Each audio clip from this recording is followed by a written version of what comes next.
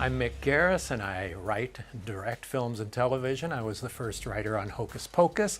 I created the Masters of Horror TV series and have directed more Stephen King than anybody. I'm really fortunate to have been able to work with and become friends with Michael Jackson. I was a hopeful screenwriter at the time, and John Landis and I became friends. It was right after American Werewolf. Michael had seen that and had been blown away by it. And so he wanted to do something on film like that. Michael was very frightened of horror films, and he was fascinated by the makeup of it. And with Rick Baker and the whole process of transformation, which was something that was always a theme that Michael would return to in his music, in his life, and in the videos. So when Thriller came along, the invitation came out to me and my wife if we would like to be zombies. So we actually got to be zombies in the most phenomenal, successful music video of all time. I'm the last zombie to come out of the ground in the graveyard sequence, and then I'm to Michael's side as he breaks into the house. We come in together, and I'm right behind him there. And that's my golden moments in Thriller. Well, Ghosts came about as an idea that Michael had. He wanted to do something really scary. And so he called Mr. Scary, Stephen King, to talk about an idea to do together. And originally it was just going to be a music video for a song that Michael was writing for the end titles to Addams Family Values. So King and I had just shot The Stand. We were just starting post-production when Michael came to him with this idea, and King wrote the script and then suggested me to Michael. We had this meeting, and that's where Ghosts started.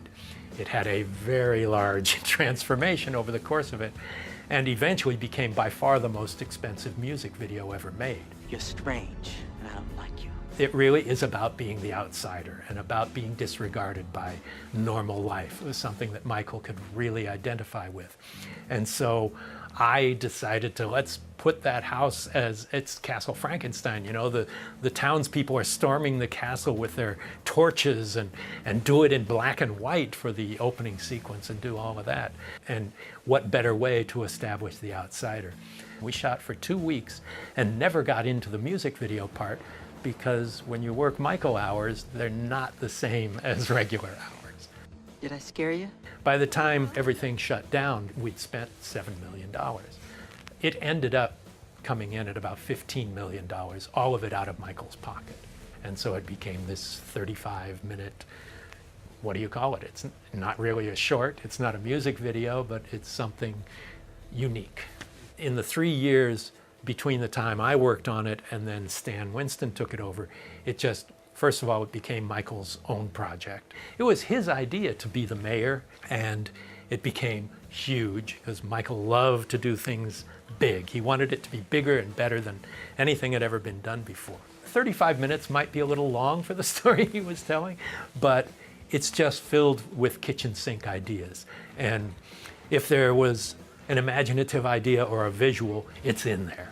Pretty spectacular stuff. At a time when a lot of digital effects were not that sophisticated, they were leading the charge. What people don't know about Michael was that he was really funny.